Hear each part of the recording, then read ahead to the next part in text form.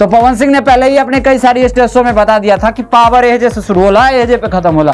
Power एजे से शुरू होला, एजे से खत्म हुई। पावर तो सर क्यों कहां से? ये कोई नई बात नहीं है, ये बात पूरी तरीके से पावर स्टार पे पूरी तरीके से सेट होती है। तो इस वीडियो में मैं एक नए गाने के बारे में बात करने वाला हूं, जिस गाने का टाइटल रखा गया है कजरा मोहब्बत वाला। तो इस गाने से जुड़ी कई सारी इन्फॉर्मेटिव अपडेट देता हूं और साथ ही साथ इस गाने का अच्छे खासे रिव्यू देता हूं। तो चलिए शुरू करते हैं। तो बात करें सबसे पहले इस गाने की, तो गाने को बेहतरीन आवाज में गाया अपने पावर स्टार पवन सिंह और शिल्पी राज। ऑलरेडी शिल्पी राज और पवन सिंह के गाने कई सारे आते रहते हैं और जाते रहते हैं। और आप सभी को बता दूं कि इस गाने में आप सभी को एक नई आर्टिस्ट देखने को मिलने वाली है, जो कि नई एक्ट्रेस है। इस गाने को लेकर गाने को पूरी तरीके से नए लेवल पे बनाई गई है। गाने में कोई कंप्रोमाइज नहीं है। गाने आप बिल्कुल ही सुन सकते हो और गाने आप सभी को झूमने और उठाने के लिए तैयार है।